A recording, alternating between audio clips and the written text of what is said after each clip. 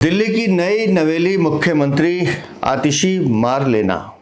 मैं आपको इस नए दायित्व की शुभकामनाएं देता हूं।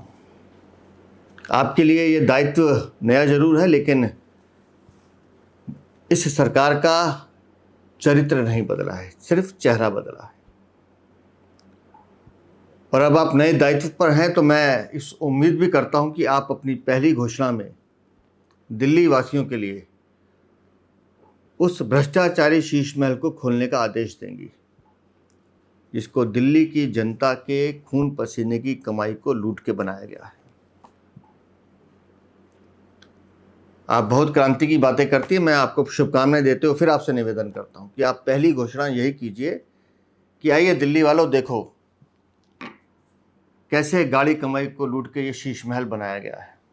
सबको दिखाइए वो आलीशान बंगले, वो लाजवाब स्विमिंग पूल, वो इतना बड़ा पोर्च जहाँ गाड़ियाँ खड़ी होती हैं, वो इटालियन मार्बल और वो 15-15 जो बाथरूम कमोड वाले, वो सब दिखाइए। क्योंकि समय आपके पास कम है और आपको तो सुपर सीएम के निर्देश पर सिर्फ चुनावी घोषणाएं करनी है। तो मैं दिल्ली वालों से ये निवेदन करता हूँ कि बहुत ज़्यादा उम्मीद इस भ्रष्टाचारी सरकार से नहीं है, लेकिन फिर भी इस नए दायित्व की आपको बहुत शुभकामनाएं। बहुत बधाई दे रहा हूं और उपस्थित होकर भी बधाई दिया हूं। और मेरा मानना है कि इस बदलाव के बाद, हालांकि समय बहुत कम है, 3-4 महीने में दिल्ली में चुनाव होंगे, लेकिन दिल्ली को तीसरी महिला मुख्यमंत्री मिली हैं, उनको आतिशी जी को बहुत बहुत बधाइयां। बस मेरी कुछ दिल्ली के कंसर्न हैं जो मैं अब उनके मुख्यमंत्री बनने के बाद दूंगा। आज एक पत्र भी लिख रहा हूं, हो सकता है पत्र की कॉपी आप लोगों को उनको मेल होने के बाद आपसे भी शेयर कर लें। मतलब नई सरकार से क्या आप चाहते हैं? कंसर्न ये है कि एक तो क्या है, 9.5 साल में चूंकि उनके सीनियर रहे हैं अरविंद केजरीवाल जी, वो मुख्यमंत्री रहे। आप दिल्ली की स्थिति देख ही रहे हैं, सड़कों में गड्ढा, नदी गंदी, हवा गंदी, सब कुछ।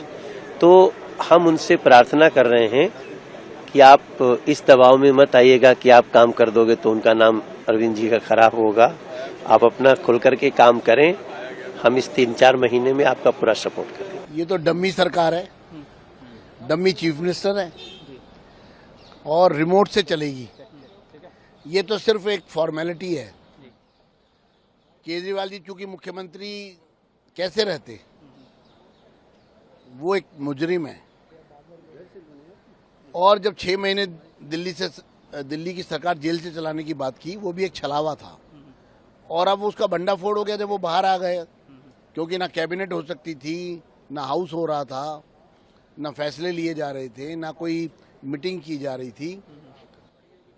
तो मैं तो पूछना चाहता हूं कि दिल्ली की जनता को पहले पिछले 8 महीने का हिसाब लेना है और अगले 3 महीने भी दिल्ली में जो सरकार होगी वो सिर्फ रिमोट से चलेगी। उसका अपना कोई फैसला नहीं होगा, ना अपना विवेक होगा, ना अपना कोई दृष्टिकोण होगा। ठीक है, बीजेपी